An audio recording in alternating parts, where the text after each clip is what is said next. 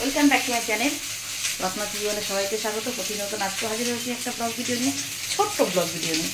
আজকে শনিবার সকাল সকাল চলে আসলাম তোমাদের সামনে। আমি রান্নাঘরের থেকে আমি আমার ব্লগটা শুরু করলাম। দেখো রান্নাঘরের থেকে এখানে মাছ ভাজা হচ্ছে, ফলি মাছ। দেখো ফলি মাছ ভাজা হচ্ছে। মাছের ঝোলটা রান্না করবো কী দিয়ে বলো তো?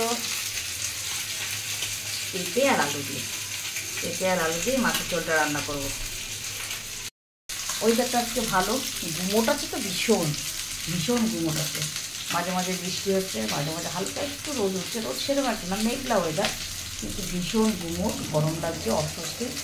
যেন মনে হচ্ছে মানে অক্সিজেনের ঘাটতি আছে, একটু মানে অক্সিজেনের অভাব এরকম লাগছে।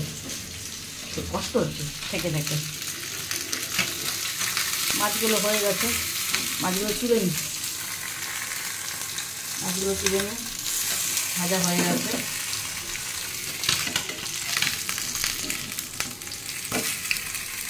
এই যে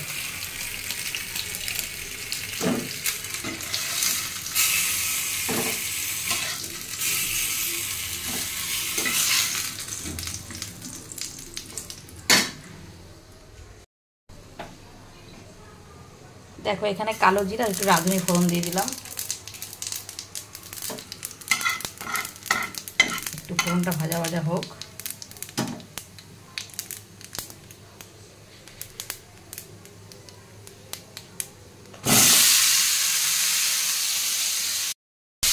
আলু আর পেঁপে দিয়ে রান্না করবো মাছের ঝোলটা।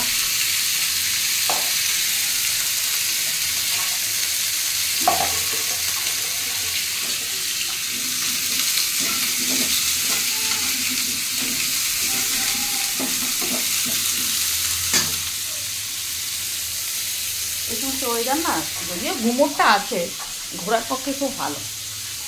ভীষণ গুমোট, ঘুমে যাচ্ছি।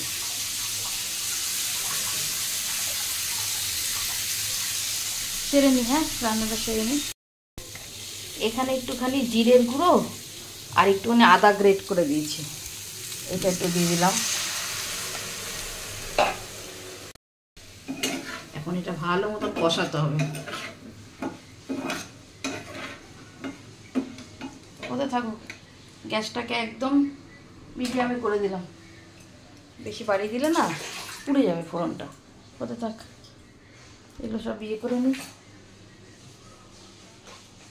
দেখো আমি মশলা সব কাচের ইতে রাখি, কাচের এই ইতে কন্টেনারে রাখলে না মশলা ভালো থাকে।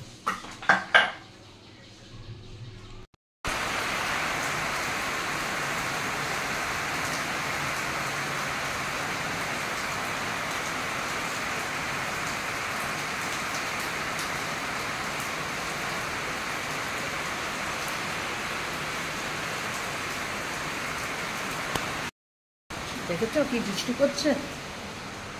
রান্না বান্না হয়ে গেছে, এখন কর্তামশাই কখন আসে সেই অপেক্ষায়। এবার একটু আমি কাজ করি। এই দেখো ভাত হয়ে গেছে,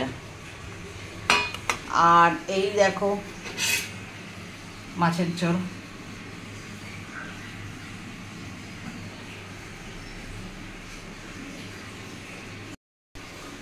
এই চ্যানেলে ভিডিওটা যেহেতু আমি ছোটো করি, সেহেতু আজ ভিডিওটা আর বড় করছি না। ভিডিওটা আজকে মতো এখানে শেষ করছি।